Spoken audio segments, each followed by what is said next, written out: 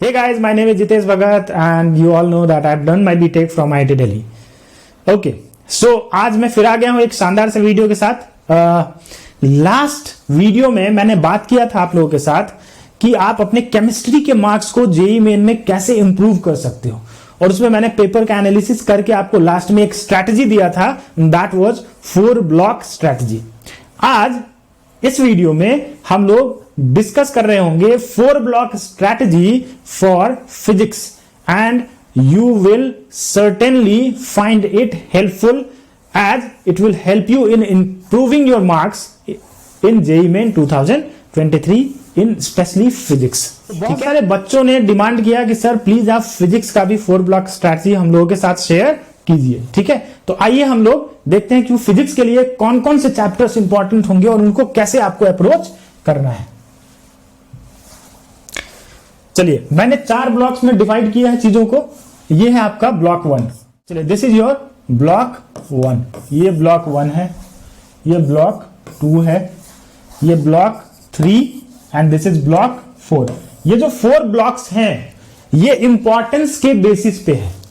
Importance as in कि सबसे पहले you have to complete block 1, then you have to complete block 2, then you have to complete block 3 and then you have to complete block 4. So this is arranged कि कैसे क्या क्या importance है इन blocks की, right. तो सबसे first block जो है जो बहुत ही इंपॉर्टेंट है, that consist of modern physics and semiconductor.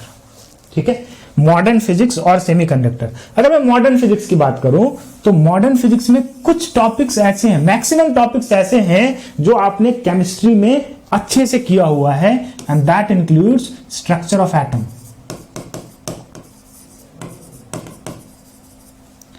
और नेक्स्ट जो है वो है रेडियो एक्टिविटी। रेडियो एक्टिविटी आप केमिकल काइनेटिक्स के साथ करते हो, और एटॉमिक स्ट्रक्चर को तो आप करते ही हो, सेकंड चैप्टर है आपका केमिस्ट्री का, और आप काफी अच्छे से करते हो। इसमें फोटो इलेक्ट्रिक इफेक्ट वाले चीजों को आपने काफी अच्छे से किया हुआ है। तो अगर आपने केमिस्ट्री में अच्छे से किया है या आपने फिजिक्स के मॉडर्न फिजिक्स को अच्छे से किया है तो केमिस्ट्री में वहां से आपको सहायता मिल जाएगा, पहली बात। दूसरी बात कि मॉडर्न फिजिक्स और सेमीकंडक्टर, ये जो 2 चैप्टर्स हैं, इन 2 चैप्टर्स या इन 2 मतलब चैप्टर्स वाइज देखा जाए तो मॉडर्न फिजिक्स में तो काफी सारे चैप्टर्स हैं, राइट, 2-3 चैप्टर्स हैं, लेकिन आप कलेक्टिवली मॉडर्न फिजिक्स को एक साथ रखो। ठीक है, तो अगर मॉडर्न फिजिक्स और सेमीकंडक्टर को देखो तो इन दो यूनिट्स में बाकी चीजों का बहुत ज्यादा रिलेशन या बाकी जो आपने पढ़ा है उन सब का बहुत ज्यादा उपयोग इसमें, बाकी चीजों का बहुत ज्यादा एप्लीकेशन इसके अंदर नहीं आता है, और इस वजह से इन चैप्टर्स को आप बहुत ही आसानी से कर सकते हो, और ये आपको फिजिक्स और साथ में केमिस्ट्री दोनों में हेल्प करेगा। So modern physics, this is highly important. Semiconductor में जो मोस्ट इंपॉर्टेंट पार्ट है that is logic gate. Semiconductor में जो मोस्ट इंपॉर्टेंट पार्ट है वो है लॉजिक गेट, और सेकंड मोस्ट इंपॉर्टेंट पार्ट जो है वो है ट्रांजिस्टर। तो ये 2 चीजों को आप अच्छे से करोगे। लॉजिक गेट तो कर ही लेना बहुत अच्छे से, इजी है, लॉजिक गेट कर ही लेना। अगर नहीं आता है तो प्लीज आप कहीं से भी वीडियो देखो यूट्यूब का, और लॉजिक गेट को आप अच्छे से अपना क्लियर कर लो। ठीक है, so first important topic is और first important unit is modern physics, जिसको आप केमिस्ट्री में भी करते हो, राइट। बहुत सारा टॉपिक इसका केमिस्ट्री में कॉमन है। और सेकंड जो है वो है सेमीकंडक्टर, इसको आप अच्छे से कर लेना। Next is optics. ऑप्टिक्स में 2 पार्ट में है, रे ऑप्टिक्स और वेव ऑप्टिक्स। वेव ऑप्टिक्स की अगर मैं बात करूं तो वेव ऑप्टिक्स में प्राइमरली आपके वाईडीएसी है, डिफ्रैक्शन एंड पोलराइजेशन। मोस्टली अभी जो ट्रेंड में देखा जा रहा है, ट्रेंड में वेव ऑप्टिक्स में पोलराइजेशन और डिफ्रैक्शन, इस 2 से मोस्टली क्वेश्चंस पूछे जा रहे हैं, राइट। तो वेव ऑप्टिक्स में जो आप वाईडीएसी, पोलराइजेशन और डिफ्रैक्शन, इसमें पोलराइजेशन डिफ्रैक्शन को आप अच्छे से कवर कर लेना, राइट। रे ऑप्टिक्स आपने क्लास 10th में भी किया हुआ होता है, तो आपको थोड़ा इजी लगता है, रे ऑप्टिक्स करना आसान होता है। बस आपके ड्राइंग मतलब ड्राइंग साजिन की आपकी ज्योमेट्री अच्छी हो तो आप आसानी से रे ऑप्टिक्स के क्वेश्चंस को सॉल्व कर सकते हो। ये जो ब्लॉक है दिस इज हाईली इंपॉर्टेंट और हाईली स्कोरिंग। इंपॉर्टेंट तो है ही, this is highly scoring, right. This is highly important and highly scoring. इसमें मार्क्स आपके अच्छे आ सकते हैं। ठीक है, मोस्टली इससे जो क्वेश्चंस आते हैं लगभग 4 to 6 क्वेश्चंस इस ब्लॉक से पूछे जाते हैं। ब्लॉक नंबर 1 से मोस्टली 4 to 6 क्वेश्चंस पूछे जाते हैं। Now it's time to look at block number 2। आइए ब्लॉक नंबर 2 को देखते हैं। ब्लॉक नंबर 2 में जो इंपॉर्टेंट चैप्टर्स है उसमें सबसे पहले आ रहा है आपका करंट इलेक्ट्रिसिटी। करंट इलेक्ट्रिसिटी बहुत इंपॉर्टेंट चैप्टर है और क्वेश्चंस आसानी से आप बना सकते हो। अगर आपको किरचॉफ लॉ अच्छे से आता है तो आप आसानी से क्वेश्चंस को सॉल्व कर सकते हो, राइट। तो करंट इलेक्ट्रिसिटी आप कर लेना। मैग्नेटिज्म भी इंपॉर्टेंट चैप्टर है। मैग्नेटिज्म एंड मैटर पूरा इसमें आ जाएगा, राइट। मैग्नेटिक फील्ड जितने भी हैं सारे इसमें आ जाएंगे, तो आप इसको कर लेना। ईएमआई और एसी की अगर बात करूं, मैं आपको बात करूं, एक पेपर मैं देख रहा था उसमें एसी का 2 क्वेश्चन आया हुआ था, ठीक है। तो ईएमआई और एसी दोनों को आप कलेक्टिवली देखो तो लगभग इन दोनों को मिला के 2 क्वेश्चन तो आ ही जाते हैं, ठीक है। और ईएम वेव्स इतना छोटा टॉपिक है, इतना छोटा टॉपिक है, आप इसको प्लीज कवर अप करो। ईएम वेव्स को, ईएम वेव्स में टोटल 4 इक्वेशन है, उसी में से एक इक्वेशन से क्वेश्चन पूछ लिया जाता है, जेईई में बहुत ट्रेंडिंग है। तो ईएम वेव्स को आप साथ में कर सकते हो। इसकी अगर बात करो तो this is also very important group and that consist of at least 4 to 6 question again, ठीक है।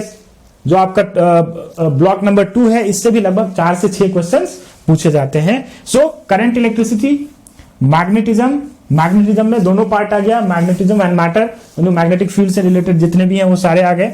EMI, electromagnetic induction, alternating current AC और इलेक्ट्रोमैग्नेटिक वेव्स, ईएम वेव्स, ये इलेक्ट्रोमैग्नेटिज्म का पूरा पार्ट है। इसमें इलेक्ट्रोस्टैट चूंकि बहुत बड़ा चैप्टर है तो आप इलेक्ट्रोस्टैट को छोड़ सकते हो। अगर आपके पास उतना टाइम नहीं है तो पहले आप इन चैप्टर्स को मजबूत करो, अपना स्ट्रांग करो। इन चैप्टर्स को पहले आप स्ट्रांग करोगे, उसके बाद ही आप, अगर आपके पास समय बचता है, फिर आप इलेक्ट्रोस्टैट को करोगे। कैसे करोगे इलेक्ट्रोस्टैट को वो भी मैं बता रहा हूं। थर्ड ब्लॉक जो है अपना, that includes heat and thermodynamics. ये एक ऐसा टॉपिक है सेम टू सेम जो आपने केमिस्ट्री में पहले से किया हुआ है। केमिस्ट्री में सिर्फ एक ही डिफरेंस होता है फिजिक्स और केमिस्ट्री के, थर्मोडायनेमिक्स की पार्ट की बात करूं तो डिफरेंस एक ये है कि work done by the system, work done on the system. Chemistry में work done by the system, by convention हम लोग नेगेटिव लेते हैं, और फिजिक्स में work done by the system, by convention हम लोग पॉजिटिव लेते हैं। ऑन द सिस्टम केमिस्ट्री में हम लोग पॉजिटिव लेते हैं और फिजिक्स में ऑन द सिस्टम हम लोग नेगेटिव लेते हैं, राइट। तो बस इतना ही डिफरेंस है साइन कन्वेंशन का, और इसी की वजह से फर्स्ट लॉ ऑफ थर्मोडायनेमिक्स का जो एक्सप्रेशन है वो चेंज हो जाता है दोनों में। मोस्टली बाकी चीजें मिलती जुलती है। अगर आपने अच्छे से केमिस्ट्री वाला थर्मोडायनेमिक्स किया है ना, मैं बता रहा हूं आपका फिजिक्स वाला थर्मोडायनेमिक्स बहुत सही हो जाएगा आपका, राइट। इजीली आप इसमें भी स्कोर कर सकते हो। सो इसमें काइनेटिक थ्योरी ऑफ गैसेस जो कि आप स्टेट्स ऑफ मैटर में ऑलरेडी पढ़ते हो केमिस्ट्री में, राइट। स्टेट्स ऑफ मैटर में केटीजी आप पहले से पढ़ के रखते हो, ठीक है। थर्मोडायनेमिक्स आप ऑलरेडी केमिस्ट्री में पढ़े हुए हो, और वो भी मैंने थर्मोडायनेमिक्स को भी मैंने, आप याद करो तो अपनी 4 ब्लॉक स्ट्रेटजी में वो चैप्टर भी आया था, स्टेट्स ऑफ मैटर भी अपने 4 ब्लॉक स्ट्रेटजी में आया था, एटॉमिक स्ट्रक्चर भी अपने 4 ब्लॉक स्ट्रेटजी में आया था। इसी वजह से आया था क्योंकि इसका रिलेशन फिजिक्स से है, ये मैंने सोच के आपको दिया था, और ऐसा ही क्वेश्चन यहां पे आता भी है, दोनों रिलेटेड हैं। तो हीट एंड थर्मोडायनेमिक्स एक ऐसा टॉपिक है जिसका कोई मैकेनिक्स वगैरह से लेना देना नहीं है। तो हीट एंड थर्मोडायनेमिक्स को आप अच्छे से कवर अप कर सकते हो, राइट। ये अच्छा स्कोरिंग चीज है, स्कोरिंग टॉपिक है, इससे आप बहुत आसानी से नंबर ला सकते हो। अपार्ट फ्रॉम दैट, ग्रेविटेशन एक ऐसा चैप्टर है जिससे हर साल एक क्वेश्चन तो आता ही है, लगभग हर शिफ्ट में इससे एक क्वेश्चन तो आता ही है। तो ग्रेविटेशन आप अच्छे से कर लेना। और उसके अलावा आपको वेव्स और एसएचएम दोनों मिला के एक क्वेश्चन तो आता ही आता है। वेव्स की अगर मैं बात करूं तो वेव्स में आप एक चीज जरूर कर लेना, इसमें डॉपलर इफेक्ट को अच्छे से कर लेना। डॉपलर इफेक्ट को आप अच्छे से कंप्लीट कर लेना। डॉपलर इफेक्ट से क्वेश्चन आते हैं, वो आसान है, ठीक है। डॉपलर इफेक्ट को कर लेना, उस पे जितने भी केसेस बनते हैं डॉपलर इफेक्ट के, सब केस पे एक दो क्वेश्चन आप कर लोगे तो आपको अच्छे से ग्रिप उसके ऊपर आ जाएगा। नेक्स्ट है block 4 and that includes unit dimension, error, vernier caliper और स्क्रू गेज। ये एक ऐसे टॉपिक्स हैं जो बच्चा जनरली छोड़ देता है, और मैं बताऊं ये पूरा मिला के लगभग 2 क्वेश्चन फिक्स आता है, फिक्स है। Unit dimension, error, vernier caliper और स्क्रू गेज, ये सब मिला के लगभग 2 क्वेश्चन फिक्स है, हर बार ही आता है, राइट। क्यों आता है मैं बताऊं क्यों आता है। जब आप आईआईटी में जाओगे या जब आप इंजीनियरिंग कॉलेज में जाओगे तो आपको स्टार्टिंग में ही वर्नियर कैलिपर का यूज आएगा, स्क्रू गेज का यूज आएगा, ठीक। एरर का तो यूज आएगा ही आएगा। तो इन सबका यूज आता है वहां पे जाते ही। तो जनरली क्वेश्चंस जो हैं वो प्रैक्टिकल इंपॉर्टेंस वाले क्वेश्चंस पूछे जाते हैं, और इस वजह से वर्नियर कैलिपर और स्क्रू गेज से क्वेश्चन आने के चांसेस होते हैं। तो आप प्लीज इसको अच्छे से कर लो। अगर आपने नहीं किया है अभी तक तो आपको YouTube से करना है इसको, और आप इसको कंप्लीट जरूर करोगे। नेक्स्ट जो है वो है आपका काइनेमेटिक्स मैकेनिक्स 1 का। आप देखो तो काइनेमेटिक्स है Newton's laws of motion, circular motion और वर्क पावर एनर्जी। इन सबको अगर कलेक्टिवली देखो तो इससे भी लगभग 3 क्वेश्चंस आ जाते हैं। Kinematics, NLM, circular motion, work power energy, और इस सबको कलेक्टिवली आप इकट्ठा आप एक साथ देखते हो तो लगभग इससे 5 to 6 क्वेश्चंस आ सकते हैं, राइट। ये आप देखो इसमें भी लगभग 5 क्वेश्चंस आ सकते हैं। आ सकते नहीं बोल रहा हूं मैं, आता है, राइट। तो लगभग अगर ये आप देख लो 4 ब्लॉक स्ट्रेटजी में जितने भी 4 ब्लॉक में चैप्टर्स हैं, ये सारे चैप्टर इंक्लूड करके मोस्टली आपके 20 क्वेश्चंस तक इजीली प्रिपेयर हो जाएंगे।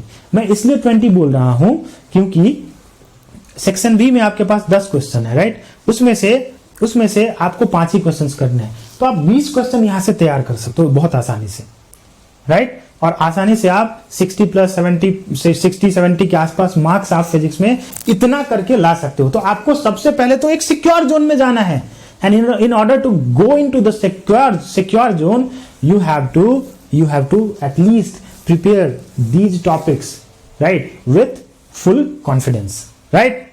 मेहनत करो जम के, फोड़ोगे तभी जब मेहनत करोगे, मेहनत नहीं करोगे तो फोड़ नहीं पाओगे, राइट। किसी भी एग्जाम को फोड़ने के लिए मतलब दिन रात एक करके मेहनत करना पड़ेगा। मुझे भी अपना टाइम याद है, मैंने कैसे मेहनत किया था वो मुझे याद है। आजकल के बच्चों को मैं उतना मेहनत करते हुए किसी को देखता हूं, और उसी वजह से किसी का ही सिलेक्शन हो पाता है। तो जितना समय रह गया है उसमें आपको फोकस्ड रहना है और अपने आप को ठंडा रखो, काम रखो, बाहर की खलबलियों से थोड़ा दूर रहो, अपने आप को दूर करके रखो, तो ठंडा रहो, चिल रहो, पढ़ाई पे फोकस करो, मेहनत करो मतलब सो, खाओ और पढ़ो, बस इतना काम करना है और कुछ नहीं करना है। किसी और चीजों में अपने आप को इन्वॉल्व नहीं करना है। एक बार हम अच्छे कॉलेज में पहुंच जाएंगे, उसके बाद जो करना होगा करते रहेंगे, ठीक है। चलिए, थैंक यू वेरी मच, मिलते हैं अगले वीडियो में, बाय बाय।